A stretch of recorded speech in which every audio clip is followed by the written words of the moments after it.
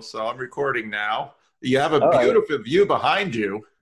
Yeah, I thought that might distract from whatever nonsense we might talk about, but I've heard New Zealand is absolutely gorgeous. it is. It's one of the most stunning places I've ever been. Yeah, I'll It's have to pretty wild. put that on my list.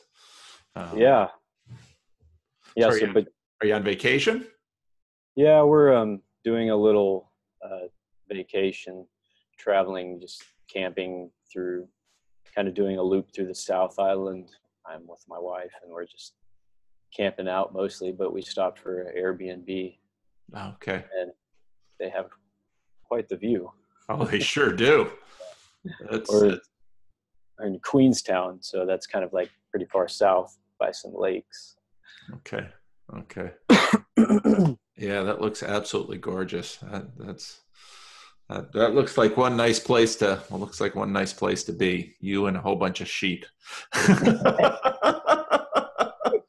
Yeah, there are a bunch of sheep. Yeah. So you sent me an interesting link about toxic masculinity. Is that what you're kind of thinking about wanting to talk about? Well, Or it do you got something else was. on your mind? Well, I've got plenty of things on my mind, so I kind of was just I've been off the grid for like a week, so no Uh, internet access, and so yesterday I kind of, as we got into town, just tried to catch up on some things. And um, well, when I originally had contacted you about talking about toxic masculinity, it was, really on my mind quite a bit because of how much controversy was surrounding it at the moment. But, these things have a way of just kind of fading into the background quite quickly, which is yeah, good. yeah. Well, and if you're camping around New Zealand, the last thing you should be doing is paying attention to what's going on Twitter or. Oh yeah. Yeah. I was very thankful for the break away from the internet and from all of that. But Yeah, it seems to occupy my mind quite a bit whenever I have yeah, access to it. yeah. It can all get so self-important, and Yeah. and and you take a step back and you realize, yeah, there's important stuff going on, but so much of it is it's vanity, it's clouds, and they blow away. Um, Yeah. Vanity. Yeah, it is. And it does. And it's just reactionary, I suppose. yeah, But it did make me think quite a bit, which I do appreciate. And it makes me really question things hmm and, question the validity of some of the issues that are brought to the forefront. And, well, I, for whatever reason, was imagining the story of King David as being sort of this archetypal toxic masculinity. And the whole story was just kind of like banging around in my mind. Hmm. Well, David is such an interesting character on that topic because on one hand, he's this uber warrior. Mhm. On the other hand, he's so emotionally available that he writes all these psalms, and then Yeah, he dances, at the bringing the ark in. He dances with so much enthusiasm that his wife tells him to cut it out. yeah, She probably wanted him to have a little bit more toxic masculinity at that point. right, Don't yeah, be don't absolutely. be raising your skirts in front of those slave girls and giving them a peek at the crown jewels. So yeah, David is David is this figure in the Bible that really in the Old Testament, there are a few that rank that high. You've really got Moses and David in some ways are two of the pillars of the Old Testament. Elijah too, and it's often Moses and Elijah as kind of the law and the prophets, and they show up on the Mount of Transfiguration. But David, Jesus inhabits, in many ways, Jesus occupies David's throne. That's how high he stands. And yes, he's the lineage of David. Yeah. Explicitly. Yes. And for that purpose of it, it's interesting to me that, David is kind of the embodiment of the toxic masculinity, but also, the counterposition of that as well. So, it hides none of these things, the story of in the Bible.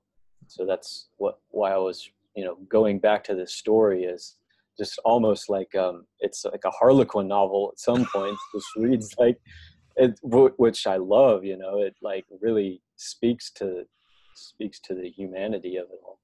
Yeah. Well, and he's so, one of the things I love about the Bible is David is just such a fully realized and rounded character. He's both an example and an outrageous sinner. And the Bible in the story manages to put all that forward without denying any of it. And that's to me sort of like Peterson's idea that ideologies are crippled religions. Black hat and white hat, or good guy and bad guy, comparisons are kind of like ideologies compared to a full-fledged biblical character like David, who on one hand is a man after God's own heart, and he's also someone who is called to account for what he does to Bathsheba. And Nathan comes and tells him this story, and David stands up in righteous indignation. That man deserves to die. And Nathan shoots back at him, "You are that man." I mean, these stories are just, they're just, I don't know why. I don't know why Hollywood always messes up the telling of these stories. A number of years ago, there was an NBC series called Kings that had the story of David and Saul. And what was the actor's name for Saul? He had played in Deadwood. He's just an amazing actor, and he was a perfect Saul. And the young guy was a really good David, and the show was developing really well. And the fact that you knew it was David and Saul, but they reset the setting and they were pulling out the nuances, and then they canceled the show. I thought, gosh, the one time I see them actually doing a credible job in television, or most Bible movies are horrible. And here's an example where they're really doing a good job in it, and they pull the plug. So I know that's always that way. Yeah, unfortunate. Yeah, David's a wonderful example to bring into to toxic masculinity, because it's all there. Yeah, it hides nothing. No. But I didn't develop that idea much more than just thinking about it, and I was kind of driven to read into and read more about where the phrase came from, toxic masculinity, which is kind of a depressing rabbit hole to go down, but there's a lot of postmodern feminist literature, I guess, written by a person, I think her name is Rywin Connell, and she's the one that originally coined the phrase, and she's from Australia. I think I can't remember where she's from, or she's an author and a professor, but some of her literature is actually written into the APA guidelines. Really? And she's a transgender woman, and so from Australia, and so some of her writings are very interesting, and I mean, she's often sort of characterized as just having a Marxist presupposition and then building sort of all of her philosophies off of that presupposition. Hmm. And yeah, it's hard to read because it's just sort of a cheeky sort of critique of just the toxic masculine, and just all of the negative aspects of the masculine. And her ideas are trying to like build on all of the ideas of that masculinity isn't just one thing, but it's a multitude of things, and there's all different types of masculinities. That's the title of her book, is Masculinities. So it's difficult to read, you know, with all of my presuppositions of like masculinity being this sort of David archetype, and I'm not really bringing all of these other types of masculinities to the table. So she's, you know, I don't really know how to understand it, but it's interesting how the culture sort of just grasps onto this phrase, that they're completely unaware of where it came from. And that's what really got me sort of, it just kind of blew me away whenever I saw people from within the church on Facebook and social medias just like say, this is a valid concept and we need to consider this. Yeah. And they don't really realize what it is that they're talking about, I guess. I mean, it's, yes, toxic masculinity is a thing. It's always been a thing, but that phrase is not just a neutral phrase, I guess. Well, the weaponized word in that phrase and that meme is really toxic. And if you take some time deconstructing using the word toxic, and now, lately, because the funny thing about memes are that when they do gain power, they start then to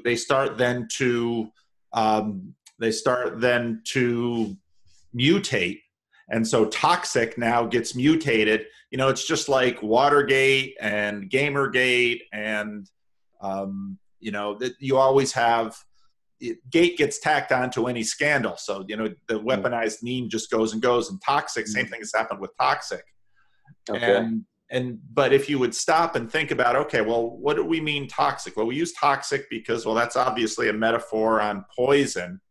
And we want to imagine that, okay, this particular type of masculinity, as if, and then you get down to the question of, okay, well, how can we represent these things? And so then, of course, you and Peterson, part of what Peterson was so helpful with all this stuff is just fleshing out some of this language where you act it out. And so then Gillette and their commercial acts it out.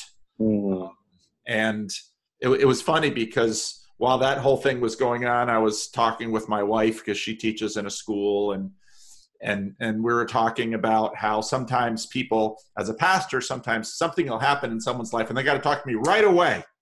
And in some cases, that is exactly the wrong time to talk to them, because, and she was talking about a principal that she used to have in one of her previous schools. He was a very wise guy, Dr. Ma. And Dr. Ma would always say, when you see two kids fighting on the playground, walk towards them slowly. And that's very similar to, Peterson's story about him and the scrape he's going to get in with one of his friends on the ball field over a girl, and his mother walking and just keeping walking. And that gets into a bunch of the Jonathan Haidt stuff, that kids need unsupervised play and they have to work things out. So then in the Gillette commercial, you have these two kids that are starting to scrap, and the father rushes in right away. And it's like, right. No, that was the image that stuck with me too. Yep. And then it's like, no, actually the healthier masculinity, let's set aside the religious stuff. Let's just look at the science according to someone like Jonathan Haidt. The actual masculinity and the the contribution of the masculine into that dynamic, the contribution of the feminine is rush in and break them up right away. The contribution of the masculine is pause. Let the kids work some stuff out. You know, now if some of them pulls a knife, yeah, you jump in. But a 5-year-old usually isn't going to pull a knife. The point of this is a well-armed 5-year-old. That's a well-armed 5-year-old. But the point of this is let these kids work on this stuff when they're 3, 4, 5, 6, 7, when they're not really strong enough to really hurt somebody else, so that when they become 16, 18, 20, you know, they do, you know, that's, what was the guy, Warren Farrell, that Peterson and also Rebel Wisdom had him on. You know, Warren Farrell was a wonderfully wise and so much good advice in talking about, you know, let kids work this out, because that's the kind of learning they need to do that scales through life. But in our contemporary desire to forget any kind of conventional wisdom or what we might have learned from the past, we just have to scandalize it, weaponize it, and banish it to the harm of our children. So yeah, so this kind of is a good transition into some of the other things I wanted to talk about. Like, well, I've always sort of I've talked to you before about how I still consider myself a Christian, but not in the fundamentalist sense, I suppose, of rejecting evolution. I've always sort of been attempting to unify those things, like the Piagetian unification of religion and science. The first public speech I ever had to give in college was about whether or not evolution and the biblical account of Genesis were mutually exclusive. And that for me, I've never seen those two things as clashing so much as just being two different perspectives entirely, and taking a lot of work to attempt to unify them, obviously, considering how broad both of those things are. But the more that I study them, both of the scriptures and science, evolution, they seem to want to help one another. It's for me, I guess. And you know, it's right now it seems like both wings of the political spectrum are highly skeptical of the evolutionary biology. That's ironic. Yeah, you know, at first it was just the right wing that was denying the evolution, and now it's the left wing, and center is the thing that's trying to unify religion and science, which is, you know, it's very strange. And I'm still open to all kinds of skepticism about evolution, you know, that has plenty of flaws, the theory, but just the basic Darwinian understanding of adaptation, and as we look as deep into the past as we can, we see like a greater we have a greater vision into it, I think.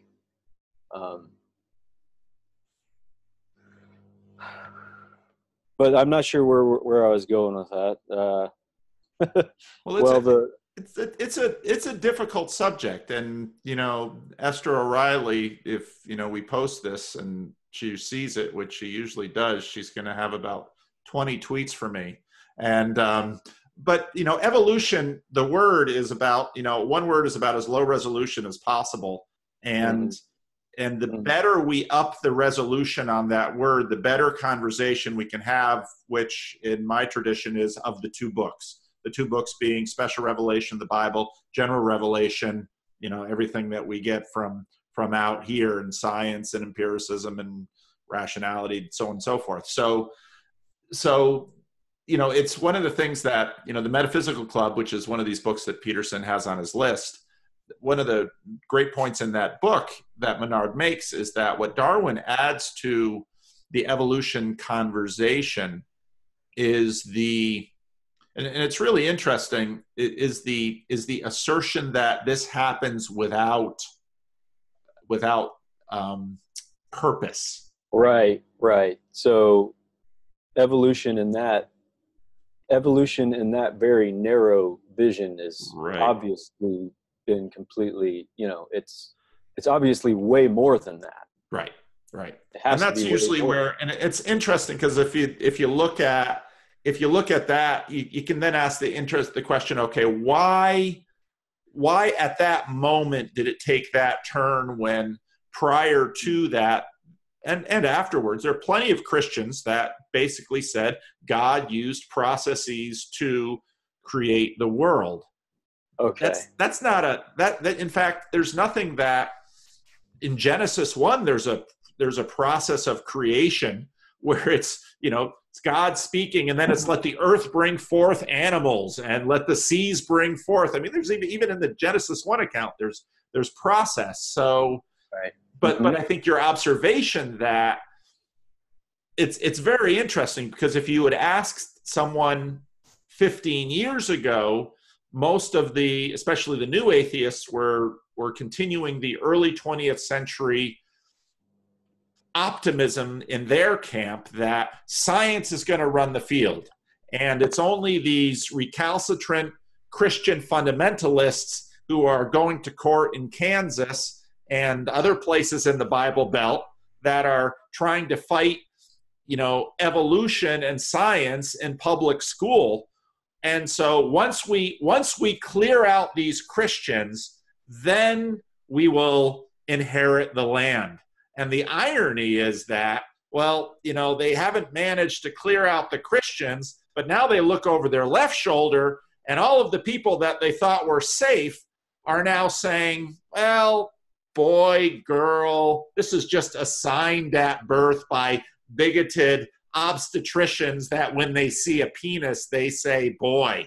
And it's like, that's why, a lot of the new atheists, some of them are freaking out because they were trying to battle to their right, figuring that everything to the left of them was safe. And now they turn to the left and discover all these people are abdicating. So now they got fights on the right and the left. And yeah, so that's why a lot of them are now looking to, other Christians who have not been quite so allergic to the word evolution and saying, well, maybe we could talk to these guys because we weren't ready to fight a battle to our left. And it's and that's why so many simplistic predictions of progress, they don't even last 10 or 20 years. And if you're old enough to have lived through a few decades, you begin to watch this and say, yeah, you think this is the way things are going to go? Good luck. Wait a decade or two, and the kinds of things you never thought you'd see, you might see them. Yeah. Well, this makes me think about what is a miracle exactly, and what is, you say there's two books, the general revelation and the natural revelation. General revelation and special revelation, or natural revelation, and right. we call it divine revelation. Right. So this sort of general or natural revelation is what seems to go quite hand in hand with evolution, generally speaking, because it helps to give us an understanding of this progression. Just in the natural sense, it helps us make sense of the world. And it's done that to a degree that, you can parse it out and say, this is evolution and this is not, but, it has been a tool in the progression of science and medicine that we still use and we exist upon. Yep. And so we can't exactly deny all of it. You can say there's genetics and then there's evolution, but we definitely use these medicines and technologies, and so you could say that evolution is just a technology or a revealing of something, an understanding. And, well, C.S. Lewis wrote the book Miracles, and the more I'm listening to your videos, he was a denier. He was very skeptical of evolution, and not really. He was no? skeptical. He wasn't skeptical of evolution. He was skeptical of evolutionism. Okay. Well, I just remember you saying that he wrote in a letter or a book that evolution was sort of the foothold of something evil. I thought that was what I heard you say, but I could just be misremembering. And he wasn't a scientist, and so he didn't really take on those debates so much.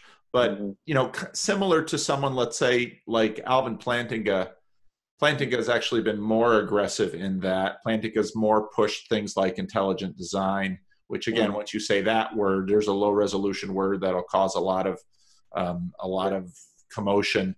But Lewis didn't really have skepticism that there were processes that brought about the world as we know it today. It's some of the philosophical assumptions beneath Darwin's assertion that, well, this happens without agency guidance. So after I get off with you, I'm going to make a video, probably a fairly long one, where I get into some of these issues because part of what the question that I keep running into is, okay, where's the line here?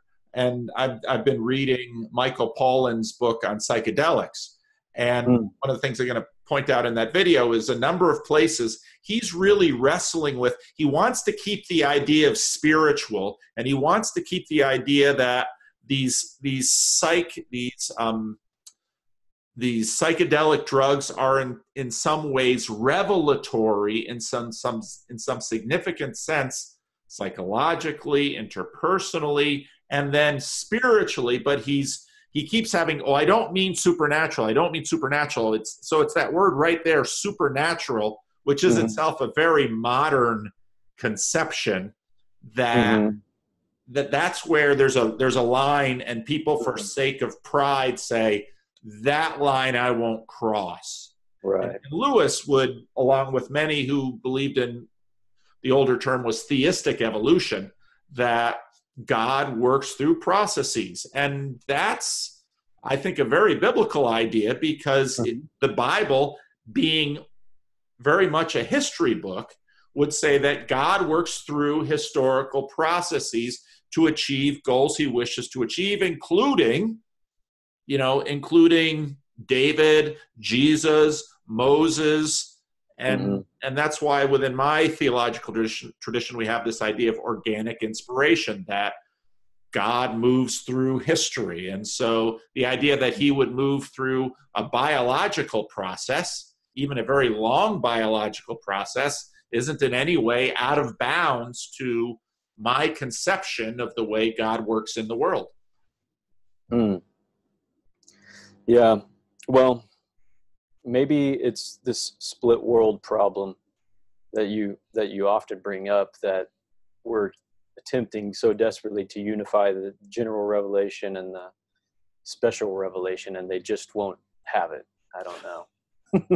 They're just two separate things for a reason. There's always tension between heaven and earth, and that's basically how the Bible sets it up. But what's interesting to me are the psychological motivations to resist the idea that there are other agentful consciousnesses at work in the world around us. Because God is obviously the big conscious agent in the story, but there are angels and demons. And Right. it's funny because someone Gravity. who is really allergic to the idea of the supernatural or God has no problem talking about, well, what if aliens come? Well, aliens are another class of potentially powerful conscious agents outside of human beings. And then, well, what do we do with aliens? Well, we put them in movies, and they're usually either bad guys or saviors. And I think, well, that's really telling. Our our post-Christian biases are showing in all of this, in that we've basically got unresolved issues with respect to conscious agents that have their way with us against our wills. So that's really where, in my opinion, I see people drawing the line and saying, I love the idea of a conscious agent as long as I know they'll be good. And once you look at the God of the Bible, Christians say, yeah, he's good, but he's not name.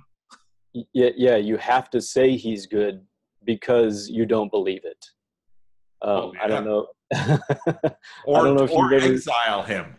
Right. I don't know if you've ever encountered the phenomenon in churches where people will say chant the phrase, God is good all the time, God is good.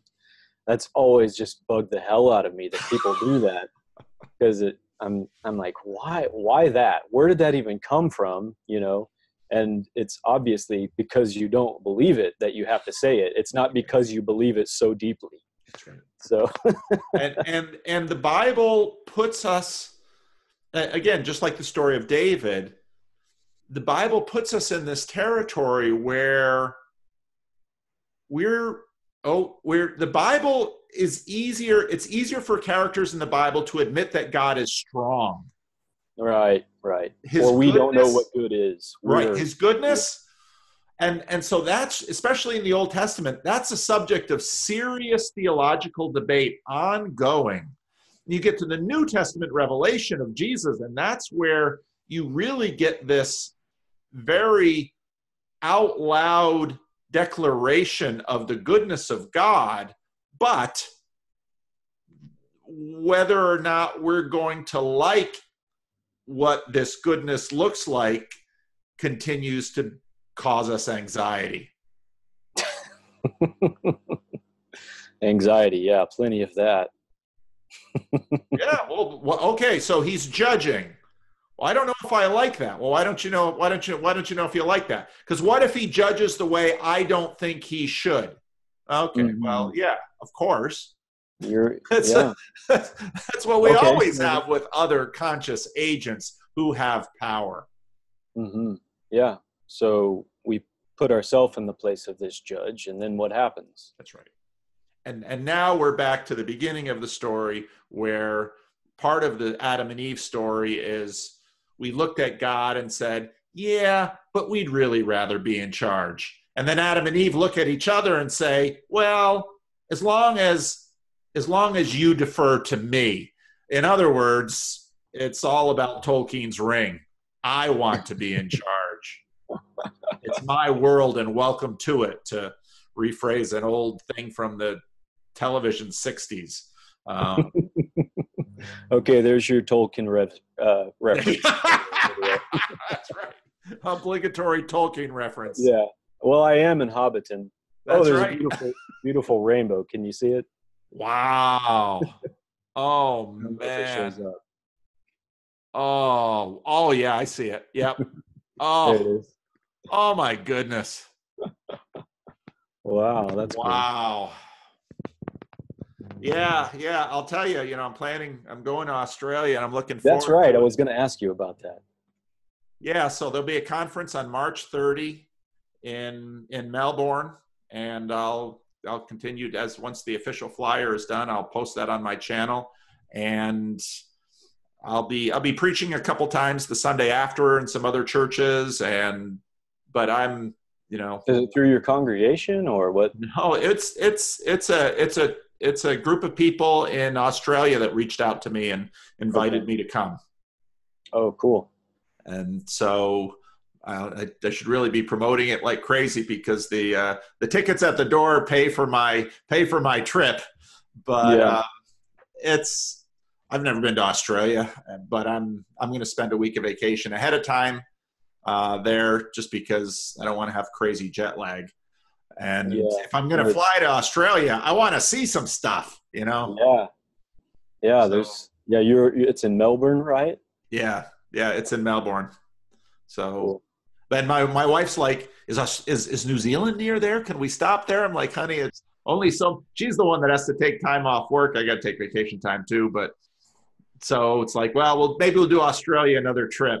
Yeah. But you Yeah. It's worth start going looking at to. pictures of Australia, and it's like, wow, there's so much to see. And it's like people coming to California. Oh, I'm going to see California. What, in a day? Good luck. California is a big place. Right.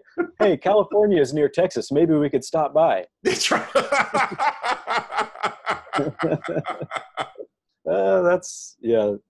Yeah.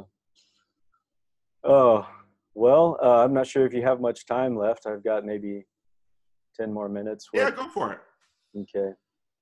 Well, I could talk about. I've got so many things I could talk to you about.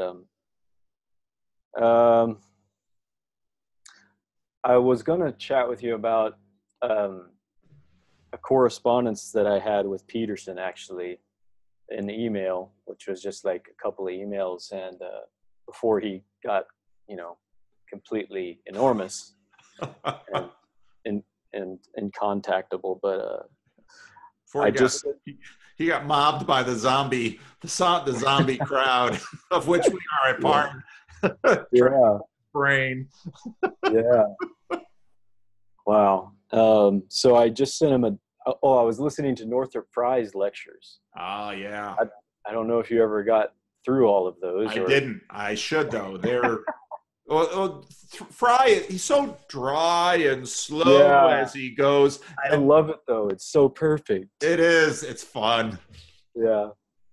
Well, there was a part in one of his lectures. It's lecture 18 on the U of T webpage, where he's talking about a verse in the Bible, Proverbs 8:30, and the King James reads like this: "Then I was constantly at his side. I was filled with delight day after day, rejoicing always in his presence, rejoicing in his whole world, and delighting in mankind."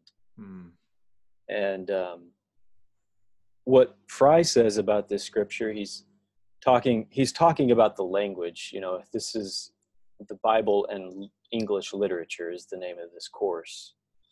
And this King James version is actually inadequate to use the word rejoice, or we just don't quite understand that word the same. And the word in the Latin, the Vulgate, is ludens, Ludens, and it translates to play. And this is the notion of wisdom as playing before God at the creation. And I don't know if you've, read into, obviously, about Peterson's work with Jack Panksepp and the discovery of the play circuitry. The little rats. The little rats. And the tickling of rats. The eraser. Pencil erasers. Yeah. And so Huizinga, I guess I'm saying that right? Huizinga. Another fellow Dutchman of yours. Yep. Also, Homo ludens. Homo ludens, right? Yeah. He wrote about this before it was even, discovered scientifically, just more of a aesthetic sort of research. Yep. But all of this, I just, kind of sent in an email to Peterson saying, I thought this would be useful, these notions of this Bible verses, wisdom being in the presence of the Father, this safe space that we are able to play in, and that is like analog to development, So he responded, I think he said something like, Luden's is definitely better. Thanks. So, and that's, well, okay. So you got Peterson's order chaos. mm-hmm. If we look out the windows behind you, there is about the most amazing. Why are we thrilled when we look at that? Because we're like, that's a playground. That is the most outrageously amazing playground. Is it a safe playground? Well, hardly. You can drown, you can fall, you can freeze, mm-hmm. but it's a playground, and it's a glorious playground. So it's not, it's safe in the right way. And that's something that when I think about the age to come and, the new heavens and the new earth, I don't quite know what God will do with that, because at least with everything we know, there needs to be enough chaos, enough risk to mm-hmm. bring some Vervaeke stuff in, right, to get into the flow state, to be right. fully realized. Mm-hmm. And now I often think about the fact that if people travel from all over the world to go see the Grand Canyon, because you get at the rim of the Grand Canyon and you look out, and especially if you can get there before sunrise, and then the sun comes up over the canyon and it just reveals itself to you, and it's glory, and it makes us gasp. And this is all people who have eaten breakfast and slept and haven't been running from bears or enemies. But if you were, I was over at Bryce Canyon last summer, and Bryce Canyon has all these hoodads, all this stuff all over the place, and it's one huge maze. And when back in the day when the Mormons were settling there and there were ranchers, and basically tourists would come and be like, "Oh, look at this is amazing," and the ranchers like, "Yeah, but it's a hell of a place to find your cow." Right. So we're right. It's playground to those of us. I've got a full belly, my body feels good. Oh, playground! But to a rancher trying to survive and find his cow, it's like, oh, he went into the canyon. What am I gonna do? I'll never find that stupid cow. On the very surface, it's a very beautiful, and underneath the tip of the iceberg is terror. Yes, a very terrifying thing that sort of upholds this beauty. Yeah, and makes the beauty, and that's you see, and when it gets to, this is part of what C.S. Lewis the point he tries to make when he says Aslan isn't a tame lion. Part of the beauty of Aslan is, okay, I trust him, but I know that with the swipe of his paw, I'm dead. And this goes into the fact, you've got these people that do crazy things like try to keep lions and tigers as personal pets. It's that fascination that they think, wow, wouldn't it be cool to have a lion as a pet? Yeah.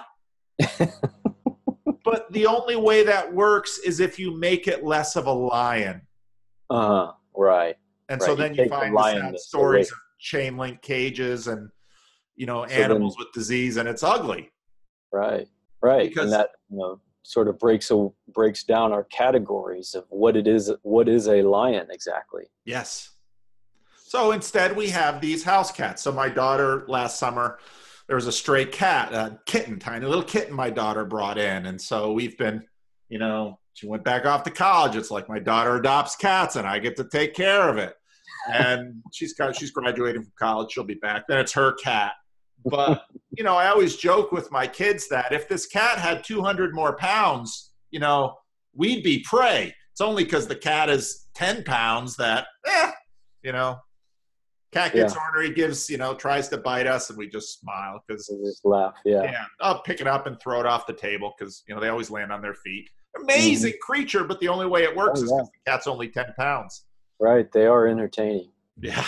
But if that cat was 50 pounds or even 75 pounds, oh, it'd be a whole different story. Yeah. A bite would not be something to laugh about. That's My son has a couple of cats, and he'll take pictures of sometimes the cat is up on a bookshelf looking down at him. I'd say, yeah, if that cat had 75 more pounds, it'd be a whole different scenario. I'm sure you heard about the guy that fought the puma off. Yeah. Wow, Or the granny that fought the mountain lion. There's a story, or a bobcat. Granny scrapped with a bobcat. Oh, people can be pretty vicious. Oh yeah, when it comes to survival, yeah. Yeah. No, that's interesting, and I'm not surprised by Peterson's response. It's very Petersonian. Yeah, I thought that was funny. Oh.